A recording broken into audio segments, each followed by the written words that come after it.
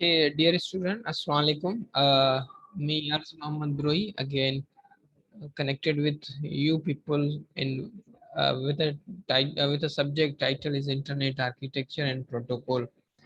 In previous class, we basically introduced OSI model. A briefly introduction was the OSI model, and today we will discuss in a detail what is the basic responsibility of the OSI model and when it was created, and what is the functionality of each layer and how they are going to coordinate with each other to sending data from one party to another party, or we can say sending data between X and Y.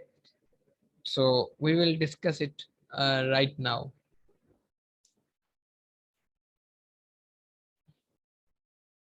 OSI model basically एक communication architecture है। इसका मैंने थोड़ा सा briefly introduction आपको previous class में दिया था कि जी OSI मॉडल बनाने की ज़रूरत क्यों पड़ी, क्योंकि इससे पहले बहुत सारे कॉम्प्लिकेशन इश्यूज थे और उसकी वजह से ही उन्होंने OSI मॉडल जो है वो उसका कॉन्सेप्ट दिया। और इस लेक्चर को कंटिन्यू करते एक छोटी सी मिस्टेक हुई थी लास्ट क्लास में। मैंने ओपन सिस्टम नहीं बल्कि ओपन स्टैंडर्ड इंटरफेस कहा था। बेसिकली वो ओपन स्टैंडर्ड नहीं बल्कि ओपन सिस्टम है। It is a mistake during my lecture, so please correct it. So strategy for connecting host computers and other communication equipment. अब बुनियादी तौर पे मकसद क्या था, जैसे मैंने कहा ना कि आपके पास नोवेल नेटवर्क था, माइक्रोसॉफ्ट था और उसके अलावा लिनक्स। अब ये तीन डिफरेंट आर्किटेक्चर्स की अगर कम्युनिकेशन करवाई जाए तो आपको तीन डिफरेंट जो है आर्किटेक्चर्स को हर एक प्लेटफॉर्म पे इंस्टॉल करना पड़ेगा। इसका मकसद ये हुआ कि हर एक प्लेटफॉर्म पे दो आर्किटेक्चर कम्युनिकेशन आर्किटेक्चर जो है वो इंस्टॉल होंगे और टोटल आपके पास जो है 6 आर्किटेक्चर इंस्टॉल होंगे, तभी जाके आपकी वो जो कम्युनिकेशन है वो एस्टेब्लिश हो जाएगी। एक ये उसका मेन क्या लेंगे ड्रॉबैक। दूसरा ये ड्रॉबैक था कि उसकी इंस्टॉलेशन तो इजी थी बट कॉन्फ़िगरेशन में बहुत सारे इश्यूज और कॉम्प्लिकेशंस आते थे। तो इसकी वजह से ही एक्सपर्ट पीपल ने जो नया कम्युनिकेशन आर्किटेक्चर जो डिफाइन किया वो उसको एसआई मॉडल कहते हैं। अब उसकी डिटेल में हम आज जो है ना डिस्कस करेंगे। कहता है defines necessary elements for data communication between devices, कि आपके पास जितने भी एलिमेंट्स हैं जो कि आपके कम्युनिकेशन में एज अ बैकबोन यूज होते हैं डिवाइसेस। कीप इन माइंड जब भी हम आज के एरा में बात करेंगे वो डिवाइसेस की बात करेंगे, नॉट कंप्यूटर। क्योंकि मैंने पहले लेक्चर में बताया था जब हम इंट्रोडक्शन पढ़ रहे थे अपने सब्जेक्ट का, तो मैंने आपको क्लियरली कहा था कि जी इसको डिवाइस क्यों कहते हैं। A communication architecture therefore defines a standard for communication host, कि यही वो कहने के लिए कि कम्युनिकेशन आर्किटेक्चर है वो जो स्टैंडर्ड है जो कि एक्सेप्टेबल होना चाहिए और इजीली कम्युनिकेशन के जो कह लें कि रूल्स हैं वो फॉलो होने चाहिए between two different parties. A programmer formats data in a manner defined by the communication architecture and passes it to on the communication software। फिर प्रोग्रामर ने उनके फॉर्मेट्स वगैरह डिफाइन किए और ये सारी तरतीब उन्होंने जब दे दी, देने के बाद इसको हम कहते हैं layer based architecture. Layer base या layer architecture simplifies the network design. क्यों? क्योंकि लेयर इसलिए कहा गया है, अगर हम इसको थोड़ा सा और सिंप्लीफाई करें, अगर आप ऑब्जेक्ट ओरिएंटेड प्रोग्रामिंग में काम करते हैं तो आप हर एक काम के लिए अलग क्लास बनाते हैं। क्यों बनाते हैं? क्योंकि जिस क्लास में या जिस क्लास में हम काम कर रहे हैं उसकी किसी मेथड में कोई प्रॉब्लम हो तो हमें पूरी उस क्लास को नहीं बल्कि उसी क्लास में जाके उस स्पेसिफाई जो है मेथड को ही हमें चेक करना होता है। अगर ऑब्जेक्ट ओरिएंटेड प्रोग्राम नहीं होती तो वो पूरी एक फाइल होती है, उस पूरे फाइल को हमें इवैल्यूएट करना पड़ता है कि ये मेथड मैंने या फंक्शन कहाँ लिखा है, उसके इश्यूज क्या हैं और उसको किससे रिजोल्व किया जाए। तो लेयर बेसिकली इसलिए बनाया गया कि if near future it needs to modify, it needs to some upgradation, that specific layer will be easily updated and configured without affecting the remaining parts of the layer or remaining parts of the architecture. Network management is easier due to the layered architecture. मैंने कहा ना कि layered इसलिए बनाया गया कि वो management उसमें आसानी हो जाती है उसकी, तो यहाँ बड़ी आसानी से उसकी नेटवर्क को मैनेज किया जाता है. Network layer follows a set of rules called protocol. The protocol define the format of data being exchanged and control the timing for the handshake between layers. International Standard Organization, it's the organization he proposed the concept of the OSI model, Open System Interconnection Model, जो उसने propose किया था वो 1977 में propose किया था कि जी वो जो डेवलप करना चाहते हैं या वो जो कम्युनिकेशन आर्किटेक्चर डेवलप करना चाहते हैं उसको OSI मॉडल में ही वो तरतीब देंगे. फिर open system interconnection refers model is result of this effort. उस कमेटी ने जब 1977 में इसे तरतीब देकर प्रपोजल को अप्रूव करवाया था, फिर 1984 में open system interconnection reference model was approved as the international standard for communication architecture. उन्होंने 1977 में इसको अप्रूव करवाया, उसके बाद उस पर उन्होंने काम किया और काम करने के बाद लॉन्च करके 1984 में उनको इस मॉडल को इंटरनेशनल स्टैंडर्ड लेवल पर उन्होंने एक कम्युनिकेशन आर्किटेक्चर के बिहाफ पे उसे अप्रूव करके उसको यूज करना स्टार्ट कर दिया.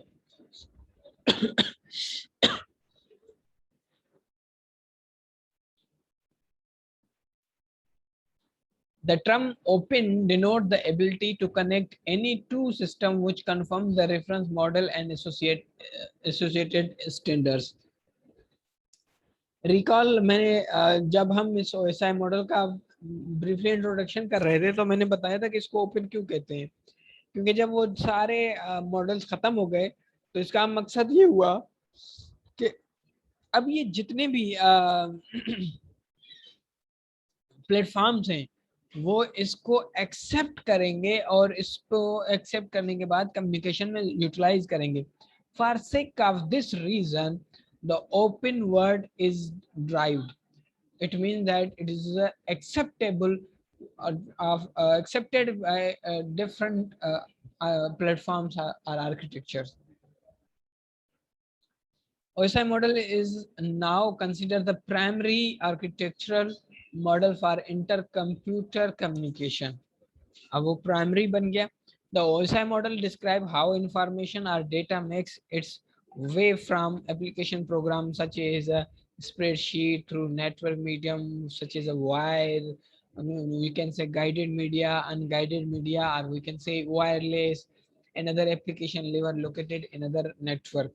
जब ये मॉडल बना तो उसने ये सारे पहलुओं पर उसको जो है ना वो कवर किया कि जी जब डेटा सेंड हो तो डेटा सेंड होने के फॉर्मेट्स क्या होने चाहिए और जो फॉर्मेट है वो किस नौयत का होनी चाहिए, और उसके बाद जब ये डेटा सेंड हो रही है तो वो डेटा होगी क्या और कौन से मीडियम पे सेंड होगी, उस मीडियम की अपनी साख्त क्या है, उसको कैसे पता चलेगी डेटा कितनी साइज का है, और जब एप्लीकेशन लेयर पे जाएगी तो दूसरे नेटवर्क पे वो उसको कैसे एक्सेप्ट करेंगे, उसके बाद उसको प्रोसेस कैसे करेंगे. ये सारी इंफॉर्मेशन इस OSI मॉडल में ही तरतीब दी गई है. फिर इसी OSI मॉडल को 7 लेयर में उन्होंने डिवाइड किया है. हर एक लेयर डिफरेंट काम करता है और उसकी अपनी डिफरेंट फंक्शनलिटी होती है, और ये लेयर में इसलिए डिवाइड किया ताकि जितने भी इश्यूज हैं या कह लें कि जो मैनेजमेंट है नेटवर्क का और कोई अपग्रेडेशन हो या फिर कोई प्रॉब्लम्स हो या कोई बग्स हो, इट्स इजी टू मैनेज. ये वो सारे लेयर हैं और ये लेयर आपके पास application, presentation, session, transport, network, data link layer, physical layer. फिर इसी लेयर को जब हमने डिस्कस किया था तो मैंने आपको बताया था कि इस लेयर के दो व्यूज होते हैं, एक यूजर पॉइंट ऑफ व्यू होता है, एक मशीन पॉइंट ऑफ व्यू होता है. जब हम यूजर पॉइंट ऑफ व्यू की बात करेंगे तो application layer is the first layer, but यहाँ पर जो इन्होंने नंबरिंग दी गई या जहाँ पे इस स्लाइड में जो नंबरिंग की गई है वो बुनियादी तौर पे यूजर पर्सपेक्टिव पे नहीं बल्कि मशीन पर्सपेक्टिव की एस्पेक्ट को सामने रख के ये नंबरिंग की गई है। क्यों? क्योंकि machine perspective is more important then the user perspective. उसकी बुनियादी वजह यह है कि जब तक एक मशीन से डेटा इन आउट नहीं होता और दूसरे में इन नहीं होता, तब तक it is impossible that any icon will be displayed on the user screen. For the sake of this reason, this arrangement, this number sequence is ordered for the machine perspective point of view. So first layer is basically a physical layer. अब physical layer क्या काम करती है? Beta, during lecture if you have any query or question, you can ask.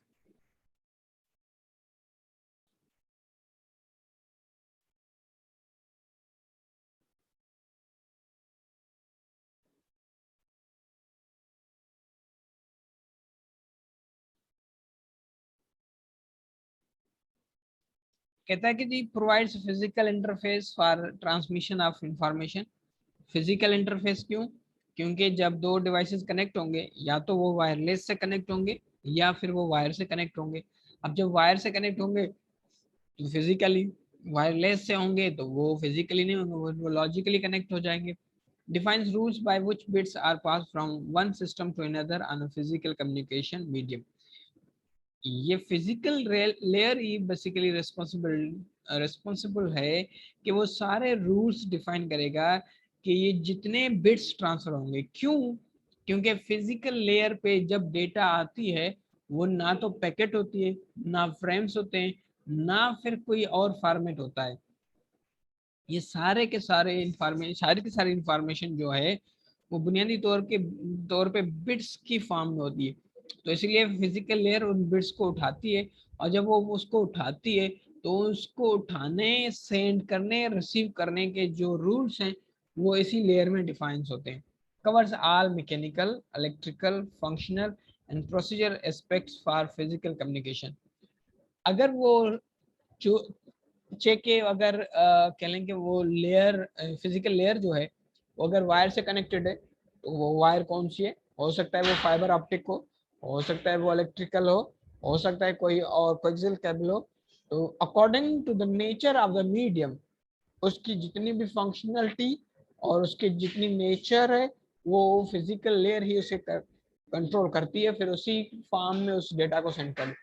अगर आपके पास fibre optic का connection है तो it means physical layer is responsible to send data over the physical wire in form of the light or in form of the electrical or in form of the any other aspect which were kind of the medium you are going to using.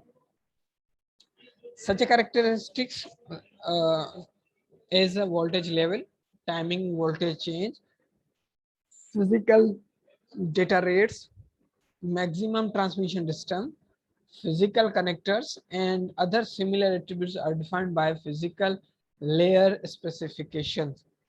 अब अगर वो data send हो रही है तो send होने के लिए उसको पता होना चाहिए कि वो इलेक्ट्रिकल है तो उसमें वोल्टेज का लेवल क्या होना चाहिए और टाइमिंग क्या हो, और उसके अलावा वो डिस्टेंस है, वो डिस्टेंस कितना होना चाहिए, और उसके बाद उसकी कनेक्शंस होने चाहिए। ये जितनी भी फंक्शनलिटी है ये फिजिकल लेयर ही बेसिकली तय करती है। एक ये बात। दूसरी बात ये बेटा, इस चीज को पेश नजर रखें कि अभी हमने फिजिकल लेयर को डिस्कस किया है तो इसका मकसद ये डेटा को सेंड करेगा। तो इसका मकसद यहाँ पर हमारे पास में जो पास डेटा आई है वो बुनियादी तौर पे बिट फॉर्म में आई है। अब जैसे ही ये बिट फॉर्म में फिजिकल लेयर के पास आ गई, एक फिजिकल लेयर से दूसरी फिजिकल लेयर के पास, तो अब उसके बाद ये जो फिजिकल लेयर ने इस बिट को रिसीव किया, रिसीव करने के बाद अब ये अपने अपर लेयर है उसको सेंड करेगा। अब अपर लेयर क्या होगा? Data link layer.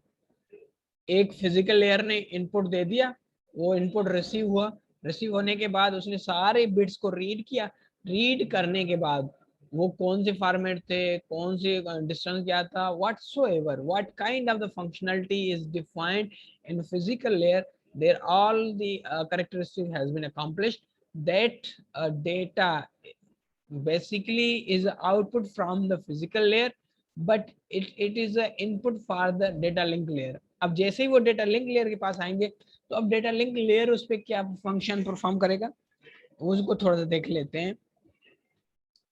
कहता है data link layer attempts to provide a reliable communication over the physical layer interface। जी वो आपके पास रिलायबल कम्युनिकेशन जो है वो प्रोवाइड कर देता है। Breaks of outgoing data into frames and reassemble the received frames. अब जब डेटा लिंक लेयर से सेंड हो जाए फिजिकल के लिए तो ये उसको उसके पास होते फ्रेम्स हैं, वो डिसअसेंडिंग में उसे सेंड कर देता है। डिसअसेंडिंग में कैसे, मिसाल के तौर पे एक छोटी सी मिसाल बता देता हूँ। आप क्या करें, एक पेपर उठाएं, उसको फोल्ड करें, उसको फिर दो हिस्से में, दो टुकड़ों में तकसीम कर दें, फिर उन दोनों को मिलाकर फिर उसे फोल्ड करें, फिर अगेन हिस्सों में तकसीम करें, फिर ऐसे ही करें और फिर उनको नंबरिंग करें। नंबरिंग करने के बाद फिर उसमें ना शफल करें उन सारे टुकड़ों को। अब उसके बाद वो क्या हो जाएंगे, वो सीक्वेंस चेंज हो जाएंगे। ऐसे ही डेटा लिंक लेयर क्या करती है, फ्रेम्स बना के उन फ्रेम्स की नंबरिंग करता है। नंबरिंग करने के बाद उसको डिसऑर्डर फॉर्म में मीन्स उसको रेंडमाइज शफल करके फिर वो फिजिकल लेयर के लिए सेंड कर देता है। क्यों, क्योंकि इन केस अगर कोई हैकर हैक भी कर ले तो बीच का कोई पैकेट मिले उसे हैकर को, वो उससे प्रॉपरली ये चीज एक्सट्रैक्ट ना करे what kind of communication happen between X and Y. इसीलिए ये ऐसे करता है। अगर वो फिजिकल लेयर से डेटा को रिसीव करता है तो फिर क्या करता है, वो जो डेटा आ रहा था डिसऑर्डर फॉर्म में उसको ऑर्डर फॉर्म में करके रिसीव कर सेंड करेगा अपर लेयर को। क्यों, क्योंकि अगर ऑर्डर फॉर्म में ना होगा तो वो जो यूजर के पास लास्ट में डेटा जाएगा, यूजर को क्या पता कि जी पहले मैसेज का पोर्शन कौन सा है। मैसेज के लिए एक छोटी सी मिसाल दे देता हूँ आपको। ये जब फर्स्ट टाइम मोबाइल आए थे ना तो उसमें मैसेज जब सेंड करते वो मैसेज जब बड़ा होता था, मतलब उसकी कैपेसिटी बढ़ जाती थी, तो पहला टेक्स्ट मिलता था तो उसके अपर और बॉटम में लिखा होता था सम टेक्स्ट इज मिसिंग। जब सेकंड उसका पोर्शन, अब वो बीच का डेटा है, आप उसे पढ़ भी ले लें तो आपको पता ही नहीं चलता उसमें क्या लिखा हुआ। क्यों, क्योंकि वो मीनिंगफुल इंफॉर्मेशन नहीं देता था। अब अगर वो कोई भी पार्ट बॉटम पार्ट का डेटा आ गया तो वो क्या करे, जब सम टेक्स्ट मिसिंग है वो उसे खत्म करके फिर उसे अपडेट करके सीक्वेंस कर देगा कि जी ये बॉटम का था या अप टॉप का पोर्शन का था, तो वो उसे अपडेट करके फिर उसको सीक्वेंस बना देगा। और जैसे ही फाइनल मैसेज आ जाएगा तो उसको दोबारा अपडेट करके आपको प्रॉपरली और सीक्वेंस फॉर्म में दे देता है कि बेसिक मैसेज ये है। तो ये काम भी यहाँ पर डेटा लिंक लेयर के कुछ इस तरीके से होता है। उसके बाद ये क्या करता है, एक तो क्रिएट करता है, मैंने कहा था ना फ्रेम्स, और उसके बाद जब क्रिएट करता है तो इसको पता होना चाहिए कि फ्रेम की बाउंड्री स्टार्ट कहाँ हुई और खत्म कहाँ हुई, ताकि वो उसे जब रिसीव करे तब भी उसे पता हो, जब सेंड करे तब भी उसे पता हो।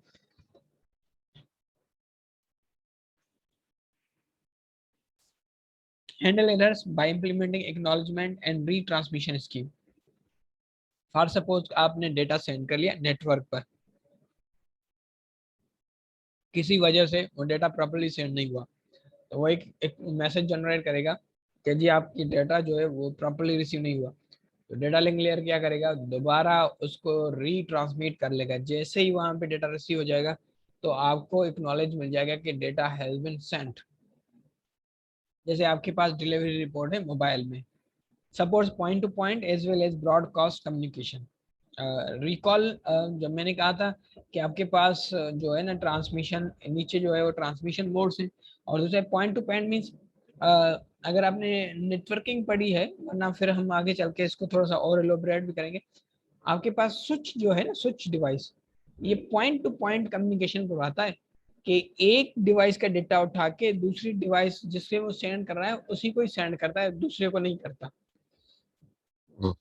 एक तो ये इसमें फंक्शनलिटी है, और दूसरा क्या है कि ये ब्रॉडकास्ट भी कर लेता है। मिसाल के तौर पे आपने एक ग्रुप बना लिया, जैसे अभी मिसाल ले लें, मैंने एक ग्रुप बनाया है ना, internet architecture BSIT session B.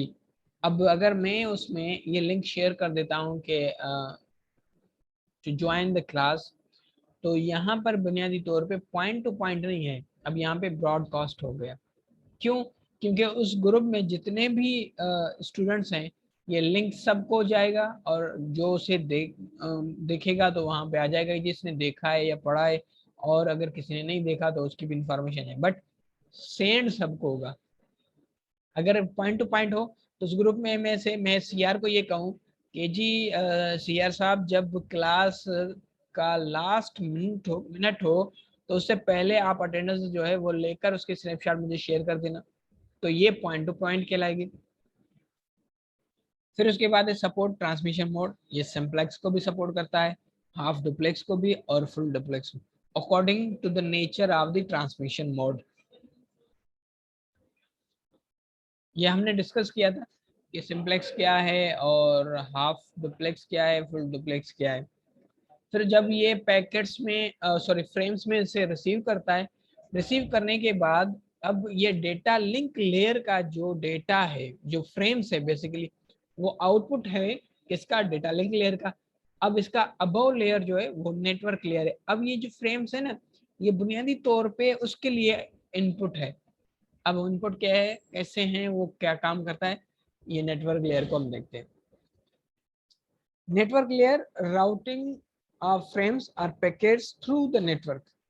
अब देखो, जब हम नेटवर्क लेयर की बात करते हैं तो इसके नाम से ही पता चलता है कि कम्युनिकेशन हो रही है दो डिफरेंट यूजर की, वो दो डिफरेंट यूजर दो डिफरेंट नेटवर्क में है, या दोनों ही सेम नेटवर्क पर ही है। मिसाल के तौर पे मैंने आपको समझाया था कि ये ओएसआई मॉडल को कहाँ से ड्राइव किया है। मैंने समझाया था ना कि रियल लाइफ में ये जो पोस्ट ऑफिस का एग्जांपल है, ये बेसिकली वहां से ड्राइव किया गया। अब अगर विद इन द सिटी कोई डेटा सेंड कर रहा है, मीन्स नेटवर्क सेम है, ठीक है जी, उसका सबनेट जो है ना वो चेंज है, एरिया चेंज है। अब अगर वो सिटी विद इन सिटी नहीं बल्कि सिटी टू सिटी कर रहा है, तो इसका मकसद ये नेटवर्क भी चेंज हो गया। अब अगर वो पैकेट्स एक नेटवर्क से उठ के दूसरे नेटवर्क पे जाएंगे, तो यहाँ ये काम, अब ये दूसरे नेटवर्क पे जाएंगे तो दो नेटवर्क को कनेक्ट करने के लिए जो हम डिवाइस यूज करते हैं उसको राउटर कहते हैं। और राउटर की रिस्पॉन्सिबिलिटी ये होती है कि वो पैकेट को उठा के उस नेटवर्क के लिए सेंड कर देता है, और वो आईपी एड्रेस दोनों नेटवर्क की रखता है कि किस नेटवर्क से आया है, किस नेटवर्क को जाएगा। मिसाल के तौर पर आपने एक लेटर लिखा कि जी XYZ रिसीव किसको? WYZ को। XYZ is the name of the person, और फिर उसके बाद उसकी पूरी एड्रेस, और WXYZ is an again name of the person who is responsible to receive the packet, और उसकी पूरी एड्रेस। अब ये क्या है, ये दो नेटवर्क की एड्रेस आ गई कि जी इसका नाम, उसका लॉजिकल एड्रेस और उसका फिजिकल एड्रेस, ये सारी आ गई। और ऐसे ही रिसीवर का नाम, फिर उसकी लॉजिकल एड्रेस, उसकी फिजिकल एड्रेस, ये सारी आ गई।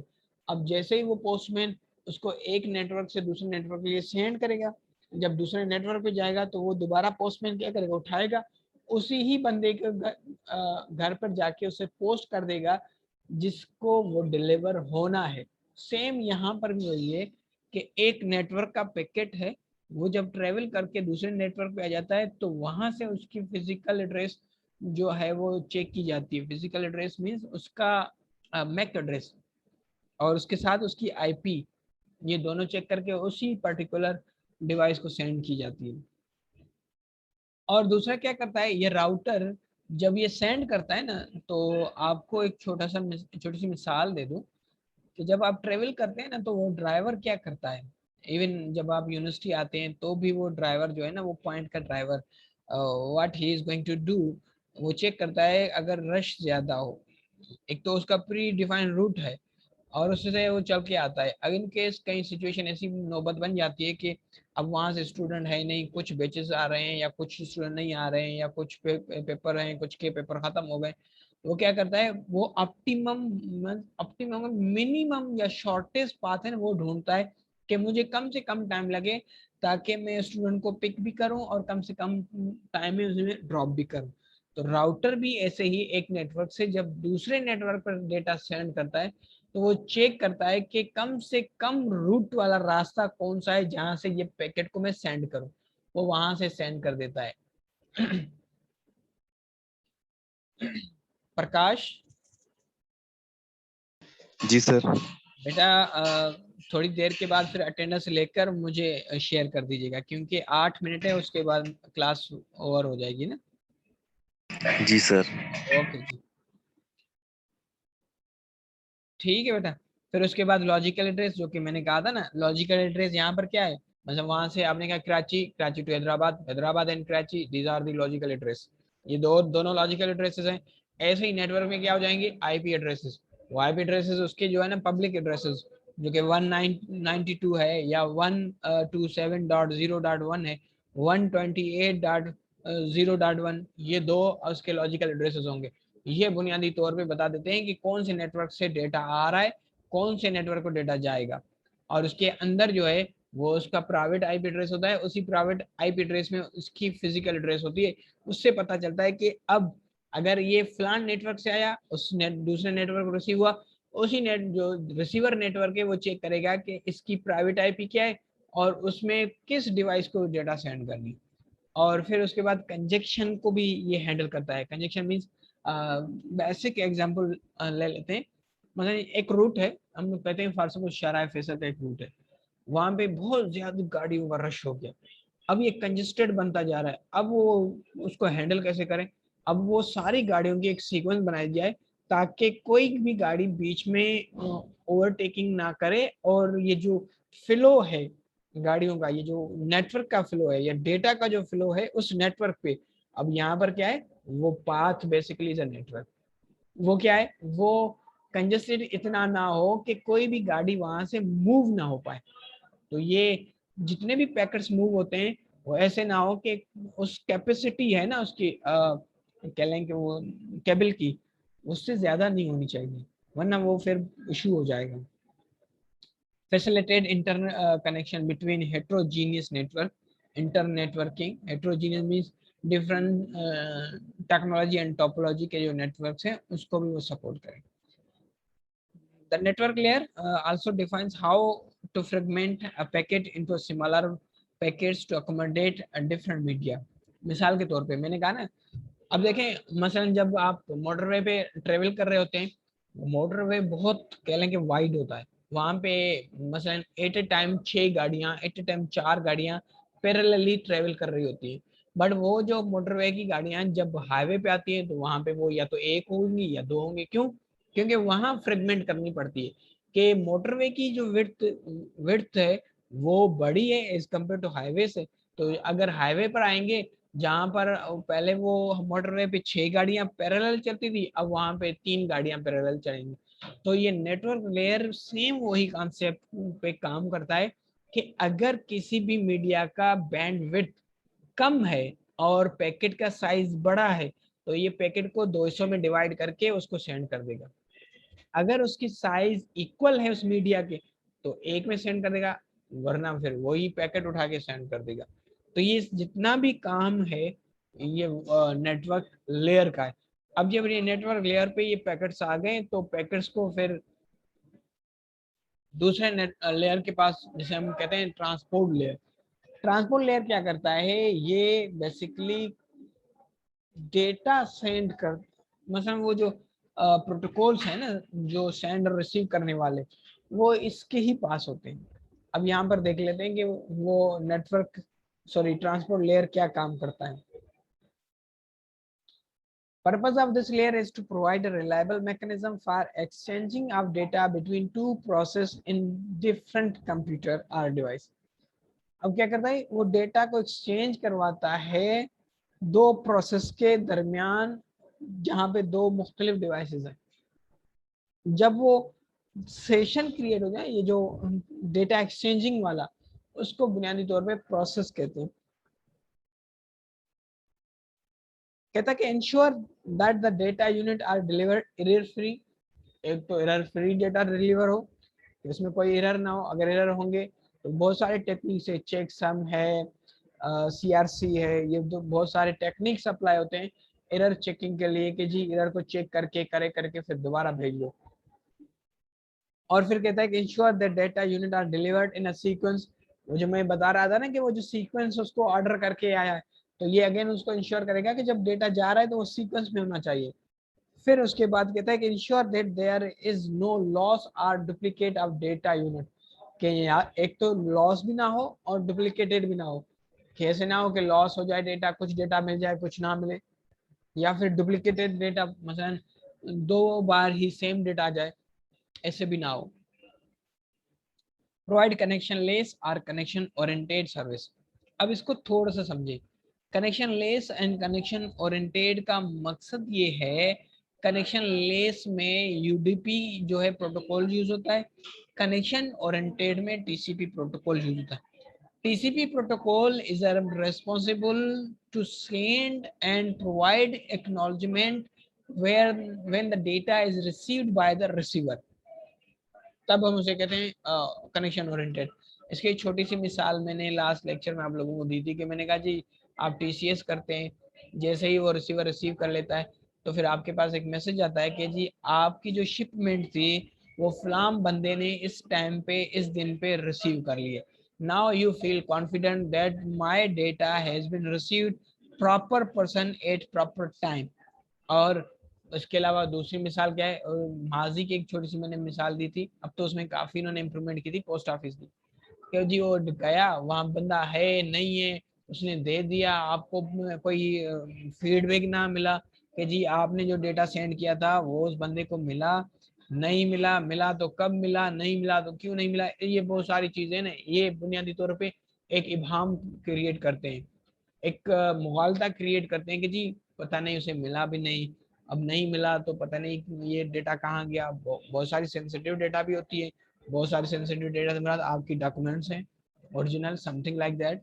तो ये दो हैं, तो ये दो प्रोटोकॉल्स हैं जो कि यूज होते हैं। यूडीपी जिसे हम आईपी कह लो, आईपी ये कनेक्शन लेस ही कहलाता है। वो भी क्या करता है कि आपके पास डेटा सेंड कर देता है, उसके बाद ये आपको एक्नॉलेजमेंट नहीं देता कि जी डेटा मिला या नहीं।